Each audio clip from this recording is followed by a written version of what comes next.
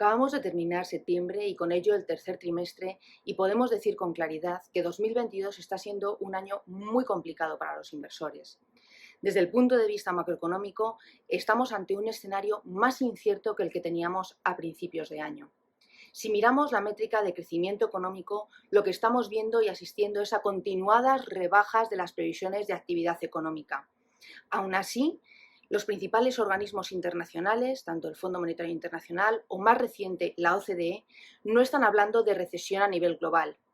Pero sí que es verdad que desde el equipo de inversiones de banca privada estimamos que determinadas regiones, sobre todo economías más dependientes de materias primas energéticas, pueden tener o pueden afrontar trimestres con crecimiento económico negativo.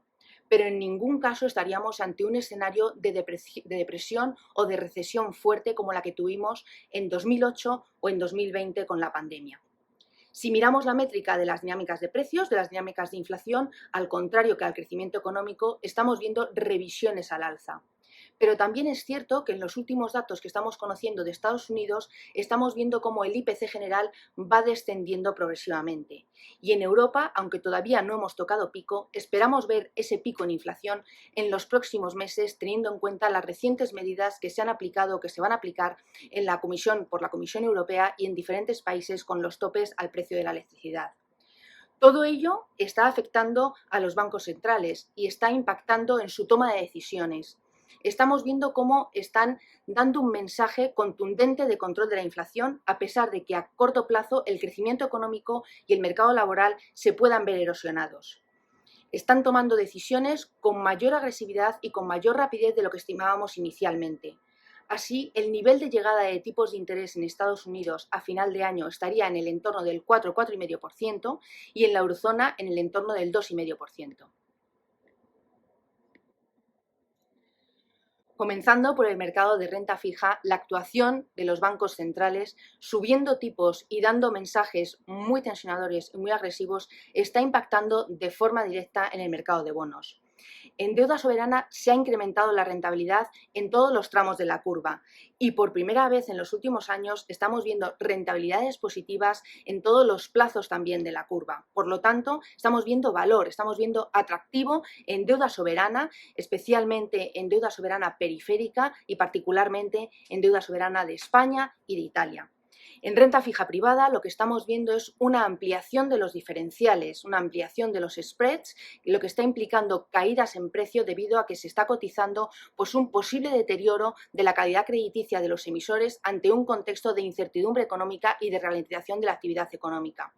Eso está llevando a que índices globales de renta fija, uno de los índices globales de renta fija más conocidos del mercado, acumule una caída en el año del entorno del 22%.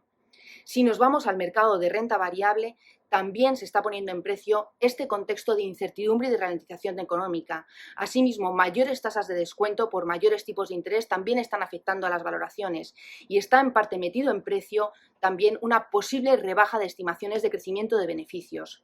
Todo ello está impactando en los índices de renta variable y si nos centramos en mercado desarrollado y en particular en Estados Unidos y en Europa, podemos ver caídas en estos índices en el entorno del 20% aproximadamente. Por lo tanto, el impacto de este contexto macroeconómico es directo en los activos.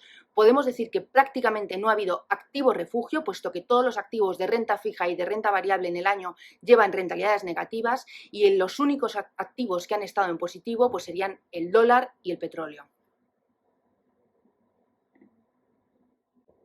Desde el equipo de inversiones de banca privada estamos trabajando intensamente y tenemos el convencimiento de que las carteras están muy bien preparadas y responderán correctamente en un entorno de estabilización de mercados.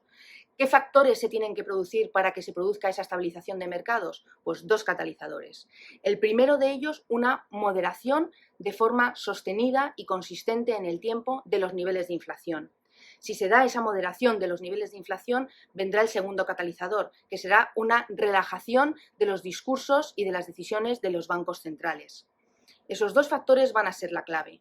Ya lo hemos visto este año en el mes de julio, cuando vimos una ventana de oportunidad de normalización y de estabilización de mercados, que las carteras de perfil moderado y conservador en ese plazo de mes y medio recuperaron alrededor de un 4,5 o un 6% de rentabilidad.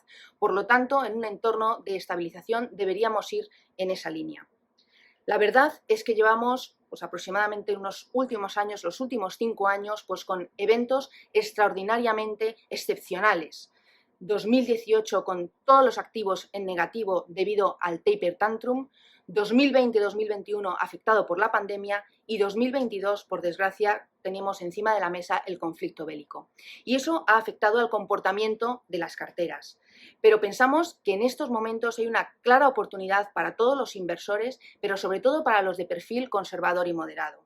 ¿Por qué? Por dos motivos. En la parte de renta fija, por primera vez en los últimos años, estamos viendo que hay rentabilidad de nuevo y gran parte de los activos de renta fija están cotizando o ya están cotizando el movimiento de tipos de interés.